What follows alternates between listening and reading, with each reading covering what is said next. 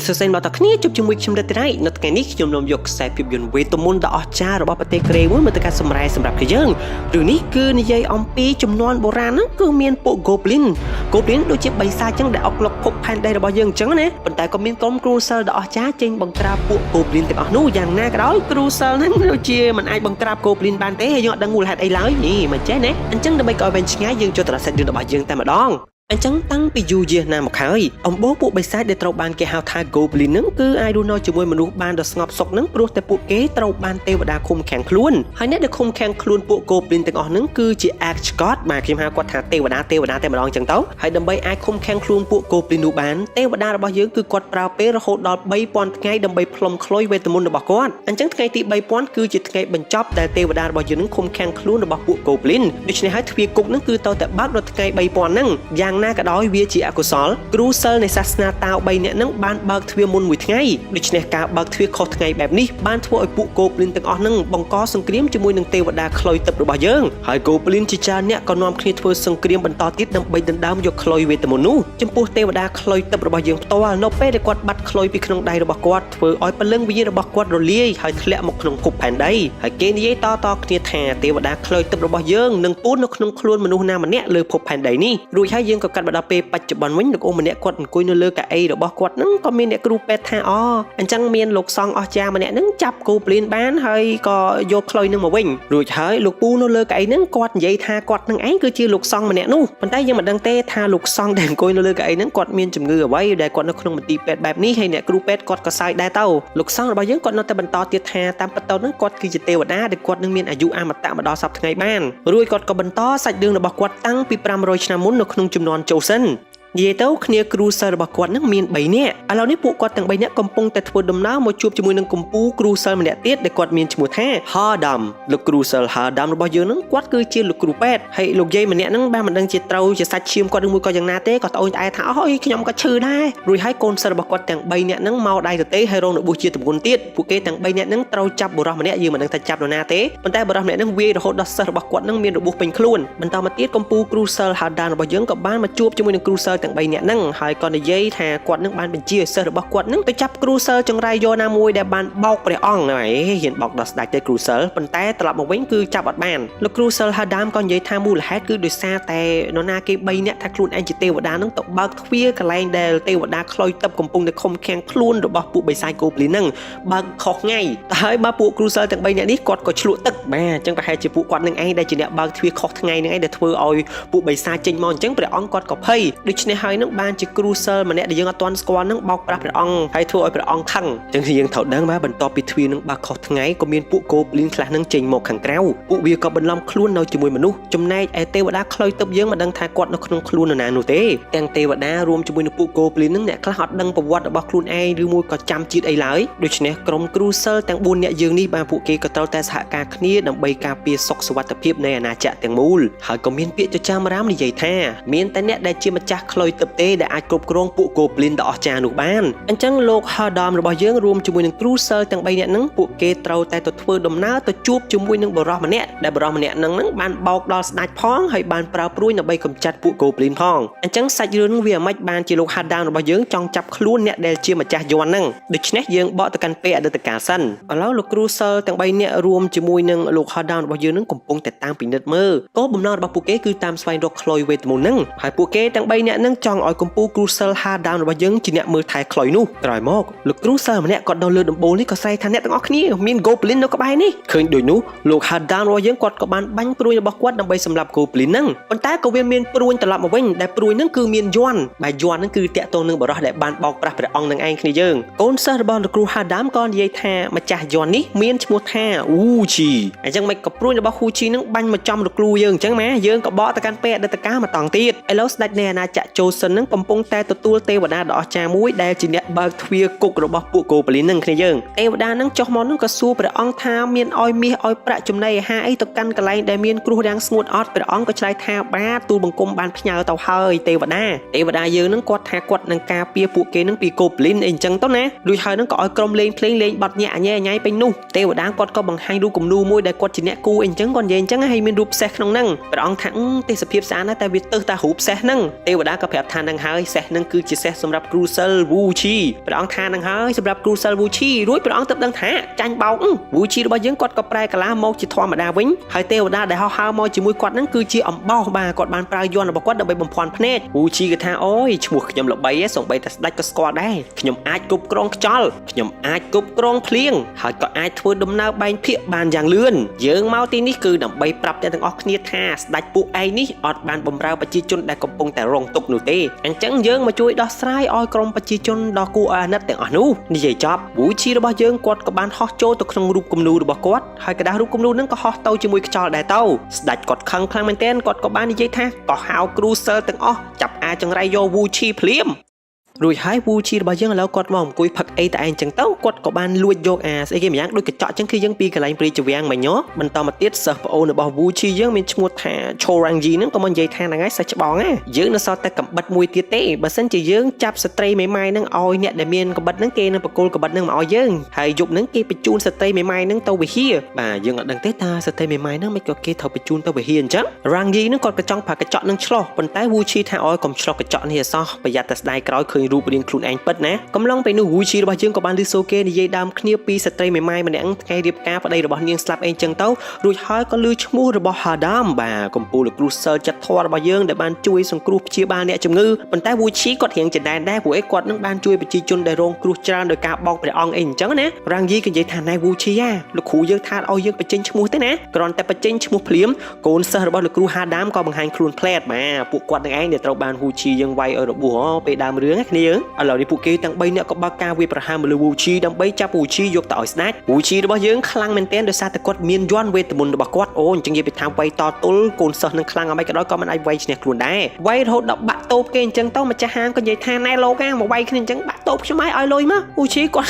តែបាននិយាយទៅយ៉ាងរីរបស់យើងនឹងក៏ចូលជួយវូឈីផងដែរយ៉ាងរីក៏មានកម្លាំងខ្លាំងអស្ចារ្យមិនធម្មតាដូចគ្នាក្រោយមកទៀតរ៉ាងយីក៏ថាតោះយើងនាំគ្នាទៅចាប់ស្ត្រីមេម៉ាយហ្នឹងដល់កន្លែងស្ងាត់យ៉ាងរីរបស់យើងក៏ប្រែក្លាយជាសេះហើយវូឈីរបស់យើងឡើងជិះសេះហ្នឹងអញ្ចឹងណាឥឡូវកាត់មកដល់ក្រុមគ្រួសារដែលស្ត្រីមេម៉ាយហ្នឹងគាត់រៀបការចូលមកប្តីស្លាប់អីអញ្ចឹងណាម្ដាយក្មេងឬក៏អីទេគ្នាយើងគាត់ក៏និយាយថាឲ្យនេះអ្នកបម្រើរបស់គាត់នឹងសម្លាប់ស្ត្រីមេម៉ាយហ្នឹងតែម្ដងទៅពីព្រោះគិតថានាងគឺជាអ្នកនាំចង្រៃអីអញ្ចឹងអ្នកបម្រើហ្នឹងក៏ប្រាប់ម្ចាស់របស់ខ្លួនថាកុំបារម្ភអ្នកស្រីខ្ញុំនឹងប្រមូលផ្ដុំមនុស្សប្រុសជាច្រើនផ្សេងទៀតឲ្យធ្វើជាភ័ស្តុតាងថាយើងនឹងសម្លាប់ស្ត្រីមេម៉ាយហ្នឹងកុំឲ្យសួយដល់អ្នកដទៃហើយការប្រមូលផ្ដុំមនុស្សប្រុសបន្ថែមហ្នឹងយើងក៏ប្រទះឃើញវូឈីរបស់យើងចូលរួមក្នុងដំណើរនោះផងដែរក្រោយមកទៀតមនុស្សយ៉ាងច្រើនក៏បានបញ្ជូនស្ត្រីមេម៉ាយនឹងធ្វើដំណើរទៅវត្តធ្វើដំណើរតាមផ្លូវយើងក៏ប្រទះឃើញមានវងចោលនឹងតាមសម្រាប់អ្នកដែលហែហោម្នាក់ស្រីមេម៉ាយនោះតាមពិតគឺជាល្បិចរបស់ស្ត្រីដែលជាអ្នកជូននឹងទេគ្នាយើងព្រោះឯនាងចង់សម្រាប់ស្ត្រីមេម៉ាយនឹងអញ្ចឹងណាប៉ុន្តែវូឈីរបស់យើងគាត់អត់រត់ទេគាត់ក៏បានបើកអាក្រែស្នៃនឹងសម្លឹងឃើញស្ត្រីមេម៉ាយនឹងអូយសម្រស់របស់នាងស្អាតណាស់ស្ត្រីមេម៉ាយក៏និយាយថាអ្នកមីងជួយខ្ញុំផងប៉ុន្តែអ្នកមីងនឹងអត់ទេគឺគាត់ចង់យកកំបិតមកចាក់សម្រាប់នាងទេប៉ុន្តែយ៉ាងរីឡើងក៏វាយគ្នាជាមួយនឹងពួកចៅពួកអីចឹងទៅក៏ខ្ទាតបុកធ្វើឲ្យអ្នកបម្រើនឹងគាត់ដួលខ្ពប់ទៅលើដីប៉ុន្តែគាត់នៅតែផឹងទៅដាបទ្រោះមកចង់ចាក់សម្រាប់ស្ត្រីមេម៉ាយរបស់យើងនេះតែវូឈីរបស់យើងក៏ការពារឥឡូវបាទអ្នកនាងមេម៉ាយយើងនឹងគាត់ក៏គិតថាប្រហែលជាវូឈីលងស្រឡាញ់គាត់ដែរវូឈីគាត់សម្ដែងធ្វើជាបរិសង្ហាគាត់ក៏ថាយេគាត់ច្រឡំមាត់អញ្ចឹងទៅណាតែហើយម្នាក់ស្រីនឹងក៏ថាអូលោកស្រឡាញ់ខ្ញុំទេតែខ្ញុំជាស្ត្រីមេម៉ាយទីចង្រៃដល់លោកដែរណារ៉ាងយីរបស់យើងនឹងគាត់ក៏ដើរមកដល់ថាយី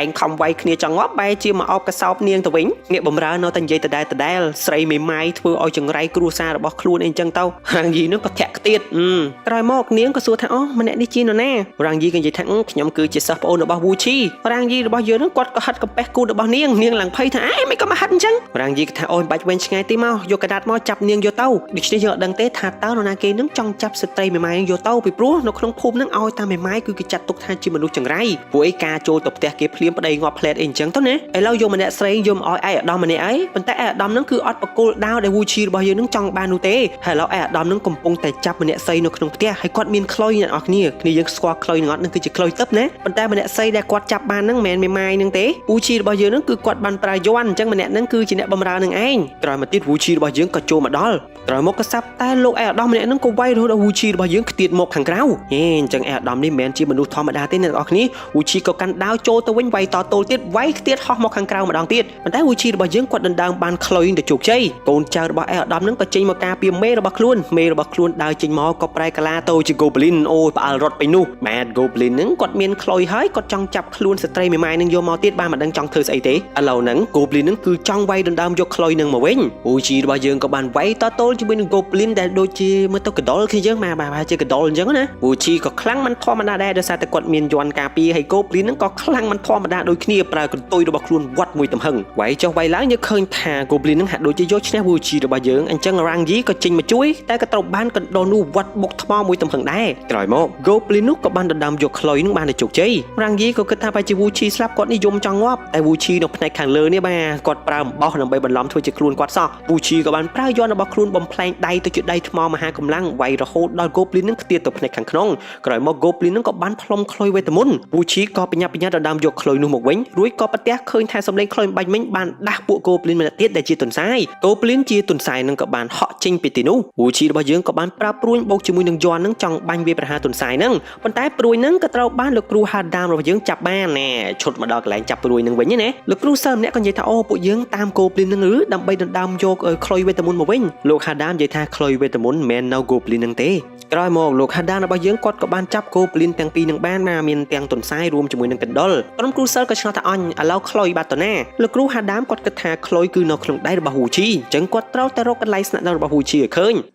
ក្រោយមកទៀតយើងកាត់មកដល់កន្លែងស្នាក់នៅរបស់ Wuchi វិញ Rangi របស់យើងគាត់ក៏បានស្វាគមន៍លោកគ្រូរបស់គាត់បាទដែលលោកគ្រូនឹងក៏ជាកំពូលលោកគ្រូសិលដែរបើប្រៀបធៀបទៅលោកគ្រូរបស់ Wuchi នឹងគឺគាត់ខ្លាំងប្រហែលជាលោកគ្រូ Hadam ដែរដែលហៅថា Master Rangi របស់យើងក៏បាននិយាយពីដំណើរដើមតងប្រាប់លោកគ្រូរបស់ខ្លួន Master ផ្ទាល់គាត់ក៏ឃើញថាអូពួក Goblin ផ្លុំខ្លុយនេះហើយពួក Goblin ទាំងអស់នោះធ្វើឲ្យ Wuchi នឹងនាំស្ត្រីមេម៉ាយនឹងមកហើយមួយទៀត Wuchi នៅតែតាមរកកញ្ចក់រួមជាមួយនឹងកំបិតនឹងឬ Rangi ក៏ព្យាយាមបដិសេធថាអត់ទេលោកគ្រូអត់មានរឿងហ្នឹងទេជាចុងក្រោយបាទសិស្សប្អូនក៏សារភាពដដែលដោយសារតែ Wuchi របស់យើងគាត់គិតថាបើគាត់មានកញ្ចក់រួមជាមួយនឹងកំបិតដែលមានគេសរសេរនៅក្នុងសភៅហ្នឹងគាត់គិតថាគាត់នឹងខ្លាចទៅជាកំពូលគ្រូសិលដូចជាគ្រូរបស់ខ្លួនអីអញ្ចឹងទៅណាក្រោយមកទៀតពេលតែបើកទ្វារនោះ Wuchi របស់យើងគាត់ភ្ញាក់ពីដំណេកគាត់ថាលោកគ្រូនៅមានជីវិតទេអញ្ចឹងមិនខ្ញុំយល់សពហើយខ្ញុំយល់សពតែខ្ញុំបានថើបស្រីមេម៉ាយនឹងទៀតនេះមិនអញ្ចឹងលោកគ្រូគាត់ខឹង Wuchi ខូចគាត់នឹងក៏វាយមកខ្លុយហ្នឹង Wuchi ក៏កិច្ចចឹងទៅធ្វើឲ្យកែវស្រាមួយក៏ដបស្រាទៅធ្លាក់បែកបាទកន្លែងហ្នឹងគឺយើងត្រូវចាំដែរឈុតហ្នឹងណាលោកគ្រូក៏បញ្ជាក់ថាណែ Wuchi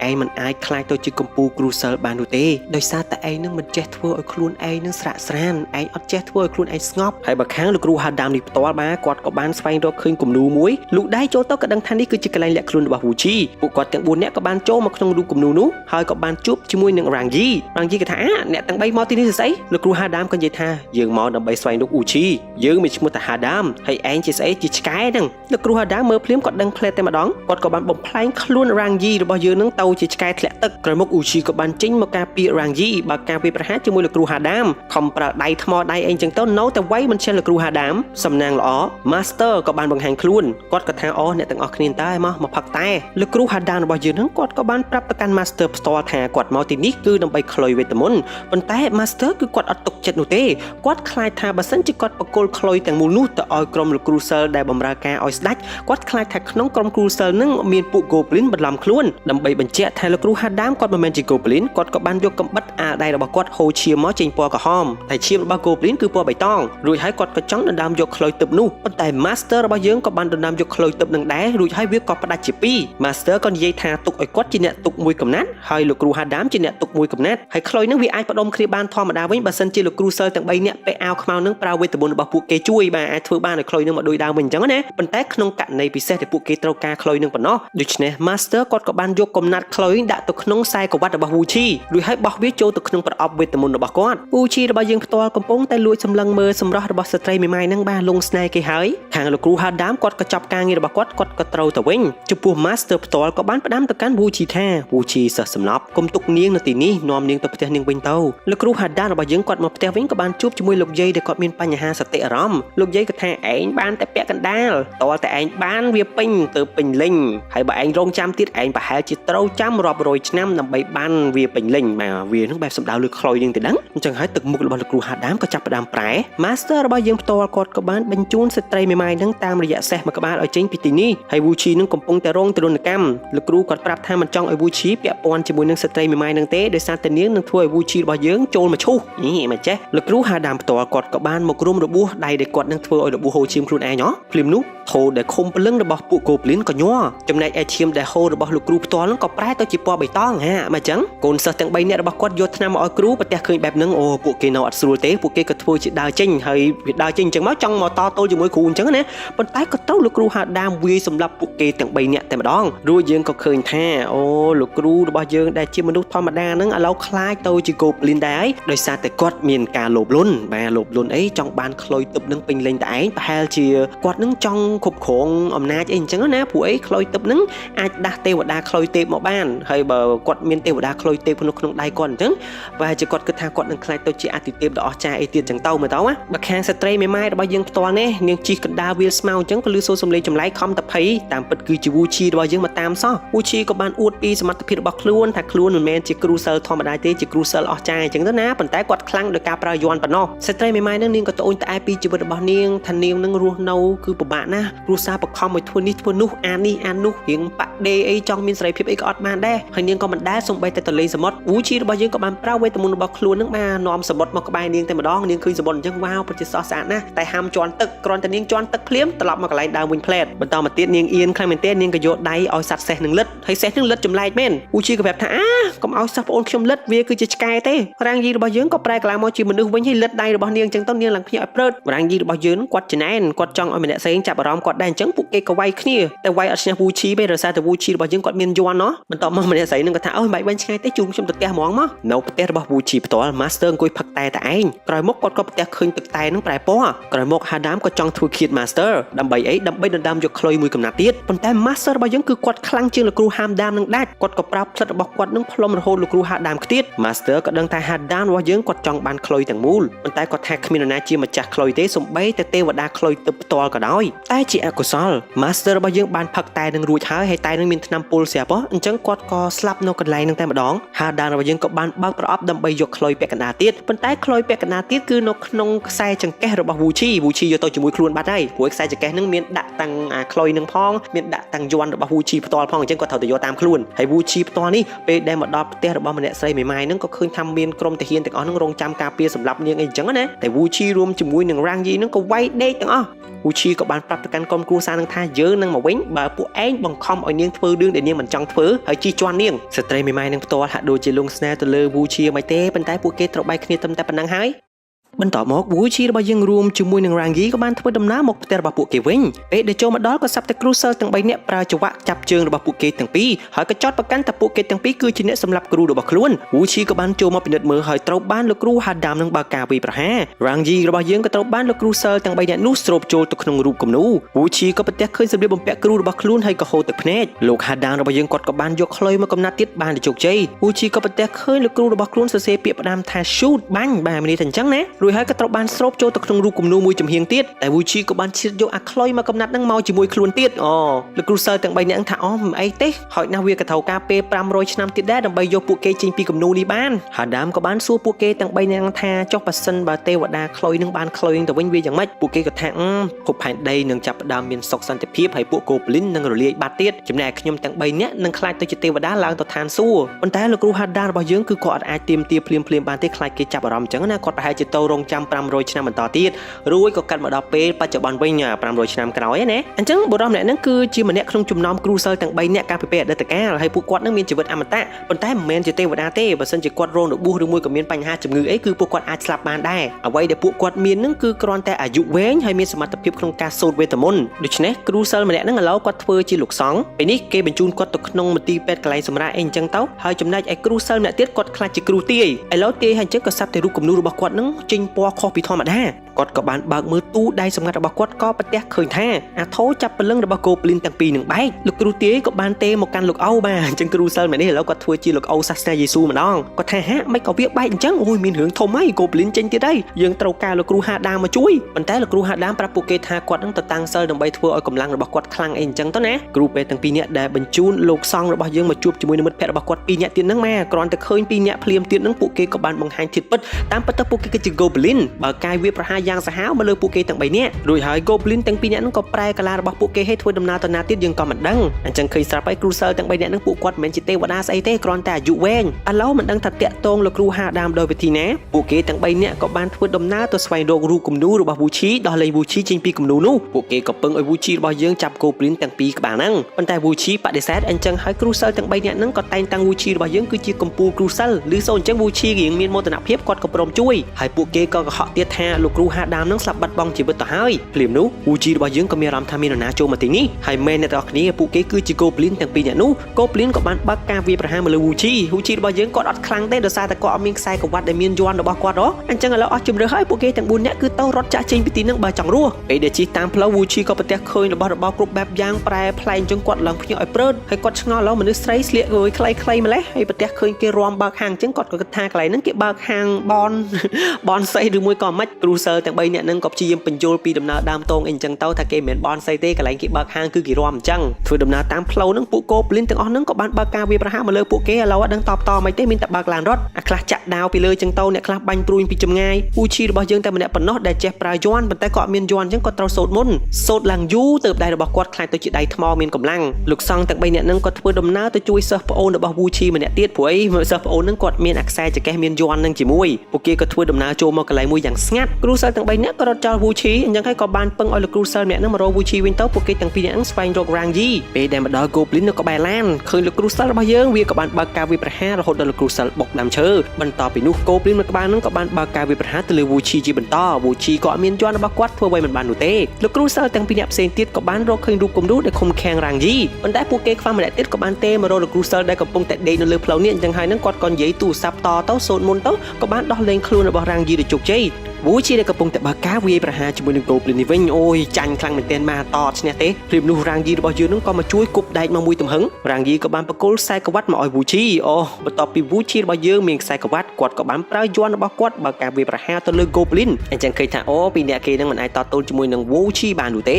ម្នាក់ស្រីនេះក៏ចង់ដាល់ Wuchi តែ Wuchi គាត់ប្រើយ័ន្តមកបែងខ្លួនឥឡូវឃើញថាវាយធម្មតាមិនឈ្នះ Wuchi ក៏បានបំផ្លែងកាយរបស់គាត់នឹងទៅជាច្រើនហើយបើកការវាយប្រហារទៅលើ Goblin ប្រុស Goblin ស្រីនឹងអញ្ចឹងណា Wuchi ក៏បានវាយឲ្យ Goblin ស្អីខ្ទាតចូលទៅក្នុងហាងបុកកញ្ចក់មួយទំហឹងបន្ទាប់មកក៏ប្រើព្រួញបាញ់ចំ Goblin កណ្ដុលអូប្រហែលជាស្លាប់ហើយមើលទៅ Goblin ស្អីនាងក៏រត់លោក Crusader ទាំង3ក៏បានប្រើវិធានរបស់ពួកគេដើម្បីយក Goblin កណ្ដុលនឹងចូលទៅក្នុងថូ Wuchi របស់យើងបាទតាមស្វែងរក Goblin ម្នាក់ទៀតចឹងក៏ត្រូវបានឡានបុកហើយអ្នកដែលជិះលើឡានហ្នឹងគឺជាតារាអញ្ចឹងណាហើយបើខាងកណ្ដុលនេះវិញបាទពេលដែលស្រូបចូលទៅក្នុងថូវានៅមានជីវិតវាក៏រត់ចាក់ចេញពីទីនោះបានដោយជោគជ័យ Wuchi របស់យើងគាត់ងើបដើរមកតាមធម្មតាជំនួយការរបស់តារាស្រីនេះអ្នកនរគ្នាចាំគាត់អត់គាត់គឺជាស្ត្រីមេម៉ាយនឹងឯងប៉ុន្តែសប្តាហ៍ថ្ងៃនេះគាត់មានឈ្មោះថា In Chong ក៏បានចុះមកសម្របសម្រួល Wuchi ឃើញមុខរបស់ In Chong ភ្លាមក៏ស្គាល់តែតារាស្រីគិតថាប្រហែលជា Wuchi ចាប់អារម្មណ៍ខ្លួនអីចឹងព្រោះឯខ្លួនជាតារាយោតារាស្រីហ្នឹងក៏បិទទ្វារឡានចាក់ចេញពីទីហ្នឹងទៅ Wuchi ក៏បន្តតាមស្វែងរក Goblin អ្នកនោះហើយតាមផ្លូវហ្នឹងលួចស្រាលួចអីគេផងជាចុងក្រោយហ្នឹងក៏ឃើញគេជិះម៉ូតូលាបពាក់ស្អាត Wuchi ក៏ប្រើវេទមន្តរបស់ខ្លួនចម្លងសម្លៀកបំពាក់យកមករួចហើយ Wuchi ក៏តាមស្វែងរក Goblin ស្រីម្នាក់នោះនៅក្នុងក្លឹបមួយជាចុងក្រោយ Wuchi របស់យើងក៏ស្វែងរកឃើញ Goblin ម្នាក់នោះប៉ុន្តែ Goblin រងរបួសជាធ្ងន់ The Crusader គាត់ក៏បានស៊ប់យក Goblin មួយក្បាលនោះចូលទៅក្នុងថូវេទមន្តរបស់គាត់ Wuchi របស់យើងក៏ប្រទះឃើញតារាស្រីម្នាក់ហ្នឹងអញ្ចឹងខ្លួនក៏គិតថាប្រហែលជាគាត់អាចស្វែងរកឃើញម្នាក់ស្រ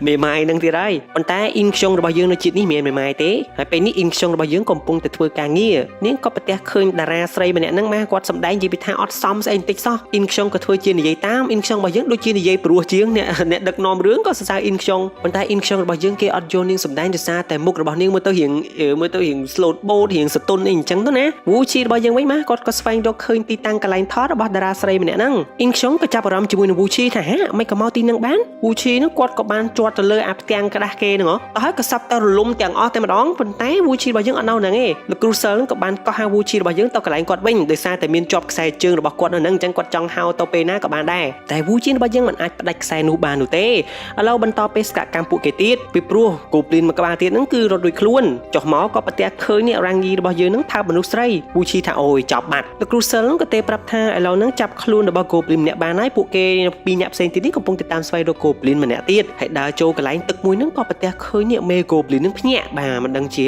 នៅណាទេ Wuchi រួមជាមួយនឹង Rangi របស់យើងក៏ធ្វើដំណើរចូលទៅក្នុងកញ្ចក់ទូរទស្សន៍មួយបាទមិនដឹងចូលទៅណាឡើយបាទនេះពី In Chong របស់យើងវិញឡូវធ្វើការអញ្ចឹងទៅអត់ពេញចិត្តជាមួយនឹងតារាស្រីហ្នឹងក៏ស្ដោះទឹកមាត់ឲ្យគេផឹកប៉ុន្តែច ចុងក្រោយផឹកខ្លួនឯងដដែលហើយតារាតួឯងប្រុសនេះក៏ចង់បបួលនាងទៅលេងមាត់សមុទ្រអីចឹងទៅព្រោះអីគេលឺសូរថាអ៊ីនខ្យងនឹងអត់ដែលទៅលេងសមុទ្រប៉ុន្តែអ៊ីនខ្យងអត់ចង់ទៅជាមួយទេវូឈីរបស់យើងផ្ទាល់គាត់ចូលមកក្នុងទូរទស្សន៍នឹងគឺដើម្បីស្វែងរកអាកញ្ចក់វេទមន្តរួមជាមួយនឹងកបិតហ្នឹងម៉ាគាត់មើលតាមសភៅរបស់គាត់ឥឡូវគាត់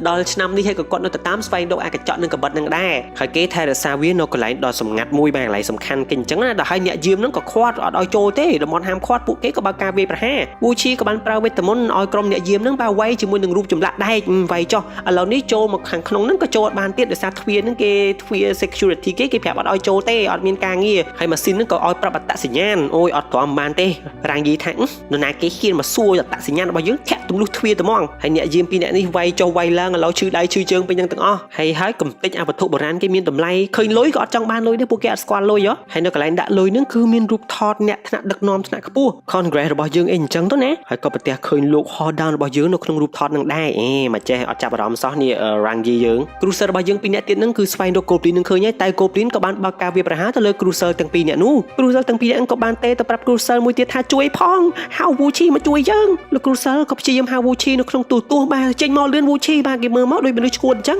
Wuchi ក៏រកឃើញកបិតដែលខ្លួនចង់បាន Rangi របស់យើងហ្នឹងក៏ស្វែងរក Hordam ឃើញគាត់ក៏ស្រែកដូចគ្នាតែកបិតដែល Wuchi រកឃើញហាក់ដូចជាមិនខ្លាំងនោះទេ Cruiser ទាំងពីរអ្នកនេះវិញបាទបេះនឹងស្លាប់រស់ហើយហៅយ៉ាងម៉េចក៏ Wuchi មិនលឺដែរបន្ទាប់មក Cruiser គាត់ក៏ព្យាយាមសូត្រមន្តអញ្ចឹងទៅ Rangi របស់យើងក៏បានមកជួយ Cruiser ទាំងពីរអ្នកនឹងបានដោយសុវត្ថិភាព Wuchi ក៏បើកការវាយប្រហារទៅលើ Goblin មួយក្បាលនោះទៀតធ្លាក់ចូលទៅក្នុងទឹកយើងមិនដឹងថាយ៉ាងម៉េចទេតែ Wuchi របស់យើងក៏ឡើងមកតែឯង Cruiser ក៏បានសូបព្រលឹងវិញ្ញាណរបស់ Goblin ចូលទៅក្នុងថូវេទមន្តរបស់ខ្លួន Wuchi ផ្ទាល់នឹងក៏ចង់យកអាកំបិតដែលខ្លួនស្វែងរកឃើញនឹងកំទេចអាចវៈលើកជើងនឹងចេញប៉ុន្តែកំទេចមិនរួចចំពោះ Cruiser ទាំង3អ្នកនឹងបន្ទាប់ពី Wuchi របស់យើងបញ្ចប់កិច្ចការរួចក៏ចង់ស្រូបយក Wuchi រួមជាមួយនឹង Rangi ចូលទៅរូបគំនូរវិញប៉ុន្តែ Wuchi នឹងក៏បានបោះធុងអាចជាមួយក៏ស្អីទេគ្នាយើងស្តៀងអាចនឹងហើយបាទខ្ទៀតពេញនឹងអស់ចឹងទៅអារូបគំនូរនឹងក៏សើមទៀតប្រហែលជាប្រើការលែងកើតឯមើលទៅក្រោយមកលោក Cruiser របស់យើងដែលជាលោកអូនឹងគាត់ក៏បានមកវិហាររបស់គាត់វិញរួចក៏សាប់តែមានមនុស្សស្រីម្នាក់នឹងមកជួបជាមួយនឹងគាត់ហើយលោកគ្រូនឹងគាត់យកអាថោវេទមន្តរបស់គាត់ដែលមានពលឹងវិញ្ញាណរបស់ Goblin ក្នុងនឹងយកមកជាមួយហើយក៏សាប់តែអាថោនឹងវាលោតកធាក់កធាក់បាទលោកគ្រូរបស់យើងគាត់ក៏ចេញពីទីនោះមកសន្ទុះក្រោយមក Goblin នឹងក៏អាចដោះខ្លួនចេញពីអាថោវេទមន្តនឹងបាន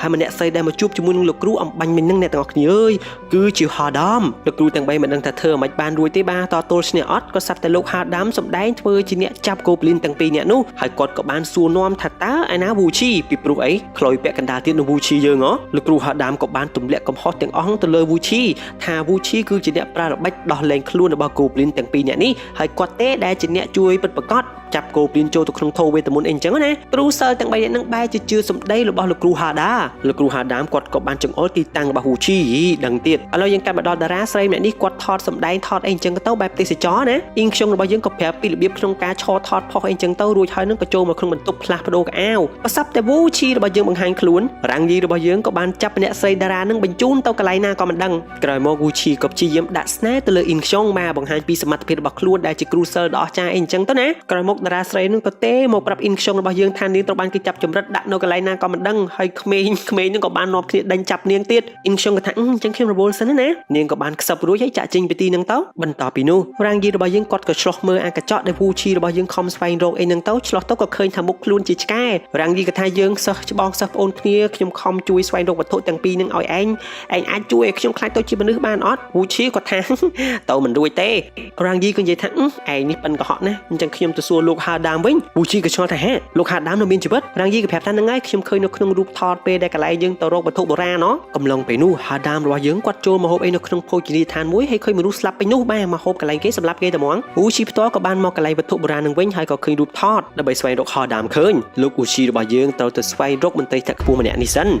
Wuchi របស់យើងក៏បានមកជួបជាមួយនឹងមន្ត្រីថ្នាក់ខ្ពស់ម្នាក់នោះហើយក៏គំរាមសួរថាតើនៅឯណា Hordam គាត់មិនដឹងមក Hordam គាត់ដើរទៅពីអស់អញ្ចឹង Rangi របស់យើងវិញខឹង Wuchi ឥឡូវក៏មកធ្វើការកន្លែងដែលខ្លួនធ្លាប់ថើបមនុស្សស្រីម្នាក់នៅទីនោះ Rangi របស់យើងក៏ប្រទះឃើញ Hordam ខ្លួនក៏ព្យាយាមរត់ចាក់ចេញពីទីហ្នឹងប៉ុន្តែ Hordam ក៏ចាប់បាន Rangi របស់យើងគាត់ភ័យគាត់ចេះតែនិយាយទៅពីរឿងគាត់ចង់ខ្លាចជាមនុស្សអីអញ្ចឹងទៅ Hordam ក៏និយាយថាអូយើងអាចជួយឯងខ្លាចជាមនុស្សបានបើសិនជាឯងយកយ័ន្តពីក្នុងខ្លួន Wuchi ទាំងអស់មកឲ្យយើង Hordam ថាអូឱកាសល្អតើ ខ្លួនក៏យល់ព្រមអញ្ចឹងហោដាមរបស់យើងក៏ទៅស្វែងរកអ៊ូជីហាដាមផ្ទាល់គាត់ក៏បានមករកអ៊ីនខ្ជុងហើយគាត់ក៏បំផ្លាញអ៊ីនខ្ជុងរបស់យើងឲ្យទៅជាមនុស្សថ្មីហើយក៏បញ្ជាឲ្យអ៊ីនខ្ជុងរបស់យើងនឹងយកវូឈីមកឲ្យគាត់ចំណែកអេដារ៉ាសៃម៉ាត់នឹងក៏ត្រូវបានហោដាមរបស់យើងវាប្រហាររោគរបួសជើងជាទម្ងន់ឥឡូវនេះទាំងអ៊ូជីរួមជាមួយនឹងហោដាមកំពុងតែស្វែងរកគ្នាអ៊ីនខ្ជុងរបស់យើងផ្ទាល់កំពុងតែកំទេចហាងមួយដើម្បីយកសម្លៀកបំពាក់រួចហើយនាងក៏ហក់ចុះហក់ឡើងចឹងទៅក៏តាក់ទាញចំណាប់អារម្មណ៍វូឈីរ៉ាងយីរបស់យើងក៏ស្រែកស្វែងរកវូឈីក៏ថាមិនក៏ស្រែករកខ្ញុំអញ្ចឹងរ៉ាងយីគាត់ក៏ថាចង់អោបបន្តិចបាទអោបទៅក៏បានយកយ័ន្តទាំងអស់ចេញពីខ្លួនរបស់អ៊ូជីក៏ប្រទះឃើញអ៊ីនខ្ជុងរបស់យើងរៀងចម្លែកខ្លួនក៏បានតាមអ៊ីនខ្ជុងរ៉ាងយីរបស់យើងផ្ទាល់ក៏បានយកយ័ន្តទាំងអស់នឹងបកគោលមកឲ្យហោដាមក៏បានកំទេចយ័ន្តទាំងអស់នោះចោលហើយក៏ប្រាប់ទៅកាន់រ៉ាងយីថាឯងជាឆ្កែទៅតែឆ្កែអញ្ចឹងយើងមិនអាចជួយឯងខ្លាចទៅជាមនុស្សទេហើយយើងនឹងឲ្យឯងឃើញថាមិត្តភក្តិឯងស្លាប់ដោយសារតែអត់យ័ន្តនឹងវាយ៉ាងម៉េចអ៊ីនខ្ជុងរបស់យើងក៏បានអង្គុយមើលលោកហោដាមបើកការវាប្រហារទៅលើអ៊ូជីហើយអ៊ូជីរបស់យើងគឺអត់មានយ័ន្តគឺគាត់ខ្សោយខ្លាំងមែនទែនមិនអាចវាយឈ្នះហោដាមបាននោះទេចំណែកអ៊ីនខ្ជុងរបស់យើងដែលអត់ដឹងស្មារតីនេះក៏បានយកកញ្ចក់ពីក្នុងខ្លួនរបស់វូឈីយកមកឆ្លោះមើលកំឡុងពេលនោះវូឈីក៏នឹកឃើញសម្ដីរបស់គ្រូខ្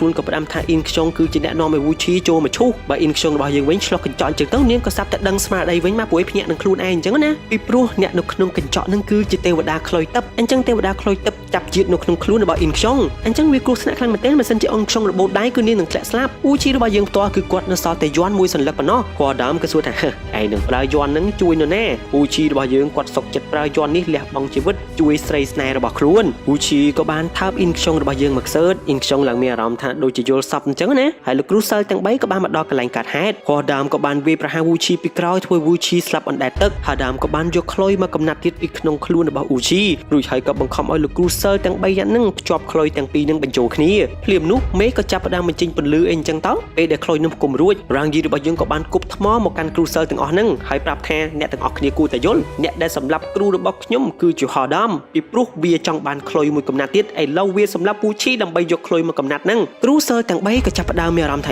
ទំនងពួកគាត់ស្ទាក់ស្ទើរអត់ហ៊ានបកគលខ្លុយហ្នឹងទៅឲ្យហោដាមនោះទេហោដាមក៏ចង់វាយប្រហារសម្លាប់រ៉ាងយីរបស់យើងប៉ុន្តែដូចជាមាននរណាគេម្នាក់ហ្នឹងជួយអូវូឈីរបស់យើងជាអ្នកជួយតែអ្នកទាំងអស់គ្នាវូឈីគាត់ចាំយ័ន្តរបស់គាត់ក៏សរសេរយ័ន្តរបស់គាត់នៅក្នុងទឹកតែម្ដងវូឈីរបស់យើងមានជីវិតឡើងវិញលោកគ្រូហោដាមក៏បើកការវាយប្រហារទៅលើអ៊ូឈីអញ្ចឹងលើកនេះអ៊ូឈីគាត់អាចបំបាំងកាយធ្វើរឿងគ្រប់បែបយ៉ាងតទល់ជាមួយនឹងហោដាមបានគឺមិនបាច់ចាំប្រើយ័ន្តទេវូឈីក៏បានយកខ្លុយនោះចេញពីដៃរបស់លោកគ្រូសិលទាំង3នាក់នោះហើយនាំយកស្រីស្នេហ៍របស់ខ្លួនរត់ចាក់ចេញពីទីនេះវូឈីក៏បានបើក portal ហោដាមក៏បានចូលតាមរ៉ាងយីរបស់យើងគ្រូសិលទាំង3នោះក៏ចូលតាមដូចគ្នាប៉ុន្តែលោកគ្រូសិលម្នាក់ជាប់អញ្ចាំងដកជើងអត់រួចទេអញ្ចឹងពួកគេក៏ព្យាយាមជួយដកបាននាងពីអ៊ីនខ្ជុងរបស់យើងផ្ទាល់បាននាងក៏សន្លប់ប្រហែលជាបុកអីឬមួយក៏ជួបឧបទ្ទវហេតុអីហើយហោដាមផ្ទាល់ក៏បានបង្កើតសង្គ្រាមតទល់ជាមួយនឹងវូឈីហោដាមក៏បានប្រើវេទមន្តភ្លើងរបស់ខ្លួនវូឈីរបស់យើងក៏បានប្រើវេទមន្តទឹកតទល់ជាមួយនឹងភ្លើងនោះយ៉ាងអស្ចារ្យហោដាមក៏បានចងខ្លួនរបស់វូឈីជាប់រួចហើយក៏យករថភ្លើងនឹងបំបែកភាគជាពីរដើម្បីសម្រាប់វូឈីតែវូឈីរបស់យើងដឹងថារថភ្លើងណាជារថភ្លើងខ្លាំងៗអញ្ចឹងហើយខ្លួនក៏គេចបានតែហោដាមក៏បានមកក្បែរវូឈីចាប់ក្បាត់វូឈីបុកជាមួយនឹងផ្ទាំងឈើជ្រុះខ្លុយនៅទីនោះគ្រូសិលទាំង3នាក់នឹងក៏បាននាំគ្នាយកខ្លុយនឹងត្រឡប់មកវិញប៉ុន្តែហោដាមក៏បានប្រើឥទ្ធិពលខ្យល់របស់ខ្លួនស្រូបដណ្ដើមយកខ្លុយនោះរ៉ាងយីរបស់យើងក៏បានប្រើសមត្ថភាពឆ្កែរបស់ខ្លួនហក់ខំយកខ្លុយនឹងរត់ប៉ុន្តែលោកគ្រូហោដាមក៏បានបើកការវាយប្រហារវាយរហូតដល់រ៉ាងយីយើងទៀតឥឡូវនេះលោកគ្រូហោដាមគាត់ទទួលបានខ្លុយនឹងទៅពិតប្រាកដហើយគាត់ក៏ចាប់ផ្ដើមប្រើវេទមន្តផ្លុំខ្លុយតែខ្លុយនឹងបែរជាធ្វើឲ្យអ៊ីនខ្ជុងរបស់យើងភ្ញាក់តែគោលបំណងរបស់គាត់តាមពិតទៅនឹងគាត់ចង់ឲ្យពលឹងវិញ្ញាណរបស់ Goblin នៅក្នុងអាថោវេទមន្តទាំងពីរនឹងចេញមកផ្លុំចុះផ្លុំឡើងមកសន្ទុះក៏ប្រទះឃើញអ៊ីនខ្ជុងរបស់យើងយកដើមឈើមួយម្យ៉ាងចាក់សម្លាប់លោកគ្រូហោដាមកន្លែងហ្នឹងទើបពួកគេដឹងថាអូអញ្ចឹងទេវតាខ្លុយទឹកហ្នឹងគឺចាប់ជាតិនៅក្នុងខ្លួនរបស់អ៊ីនខ្ជុងតើអ៊ីនខ្ជុងនាងភ្ញាក់អព្រើនាងដឹងខ្លួនវិញថាមិនក៏ខ្ញុំធ្វើរឿងហ្នឹងខ្ញុំអត់ដឹងអីទេហោដាមិនអស់ចិត្តចង់រើសខ្លុយហ្នឹងមកវិញតែរ៉ាងយីរបស់យើងទាត់ខ្លុយហ្នឹងឲ្យវូឈីកំតិចម៉ត់តែម្ដងចំណែកឯផ្លិតរបស់លោកគ្រូហោដាមក៏ខូចដូចគ្នាវូឈីរួមជាមួយនឹងហោដាមបើការវាប្រហារគ្នាអញ្ចឹងក៏សាប់តែសុកហ្នឹងវូឈីរបស់យើងភ្ញាក់មកវិញយល់សពពេលដែលលោកគ្រូរបស់ខ្លួនដាស់អ្នកនរគ្នាវូឈីគាត់ស្មានតែគាត់យល់សពមែនលោកគ្រូរួមជាមួយនឹងរ៉ាងយីហ្នឹងក៏បានឲ្យវូឈីរបស់យើងហ្នឹងផឹកតែពេលដែលផឹកតែវូឈីក៏ប្រទះឃើញអាស្រាបែកហ្នឹងវូឈីក៏ចាំវូឈីក៏បានលើកព្រួញបាញ់ចំមកប្រអប់ក្តារនោះក៏ប្រទះឃើញថាក្តារហ្នឹងគឺជាការប្រែកាយរបស់ហោដាមរួចហើយហោដាមក៏បាននាំវូឈីចេញពីការបំភាន់ភ្នែករបស់ខ្លួនជាចុងក្រោយហោដាម តាមគាត់រងរបួសធ្ងន់ធ្ងរណាស់មិនអាចតបតបានទេគ្រូសិលទាំង3ក៏បានស្រូបយកពលឹងវិញ្ញាណរបស់ហដាមចូលទៅក្នុងរូបគំនូរាងយីរបស់យើងក៏បានសុំទោសវូឈីហាកុំកាន់ទោសពេកអីអាសាគ្នាចង់ខ្លាចជាមនុស្សពេកវូឈីថាបើចង់ខ្លាចជាមនុស្សជារឿងម្យ៉ាងទេតែត្រូវដឹងភេទខ្លួនឯងសិនឯងគឺជាឆ្កែញីទេណាឬសូនអញ្ចឹងរាងយីក៏និយាយថាមែនងាប់ហើយបន្តពីនោះអ៊ីនខ្យងរបស់យើងក៏ខ្លាចជាតារាសម្ដែងអ្នកដឹកនាំរឿងស្ងាត់សរសើរចំពោះការសម្ដែងរបស់នាងខ្លាំងមែនតែនតារាស្រីនឹងក៏មកដល់ភ្លាមថាណែនាងអ៊ីនខ្យងនាងឯងដណ្ដើមកិត្តិនាមដណ្ដើមតួនាទីតួអង្គរបស់យើងពេលចូលមកដល់នឹងក៏បានជួបជាមួយនឹងរាងយីហើយរាងយីមិនជាអ្នកចាប់ចម្រិតគាត់ហ៎តារាស្រីនឹងក៏កោះហៅប៉ូលីសនេះម្នាក់នេះជាអ្នកចាប់ចម្រិតខ្ញុំវូឈីអ៊ីនខ្យងរួមជាមួយនឹងរាងយីក៏ចូលទៅក្នុងបន្ទប់សុំផ្លាស់កៅអៅសិនប៉ុន្តែអត់ទេពួកគេទាំង3នាក់ចូលទៅក្នុងរូបថតនេះទៅលេងសមុទ្រជុំគ្នាតែម្ដងហើយសមុទ្រដែលពួកគេមកលេងនឹងគឺជាសមុទ្រដែលវូឈីរបស់យើងនឹងបានបង្ហាញអ៊ីនខ្យងរបស់យើងតាំងពីដើមរឿងអញ្ចឹងរឿងរបស់យើងក៏ដល់ទីបញ្ចប់ត្រឹមតែប៉ុណ្ណេះអរគុណចំពោះការទស្សនារបស់អ្នកទាំងអស់គ្នាពីដើមដល់ចប់ប៉ុន្តែកុំភ្លេចចុច like subscribe ដាក់កណ្ដឹងដើម្បីទទួលបានវីដេអូថ្មីៗតន់ចិត្តដូចជាខ្ញុំសូមអរគុណសូមជម្រាបលា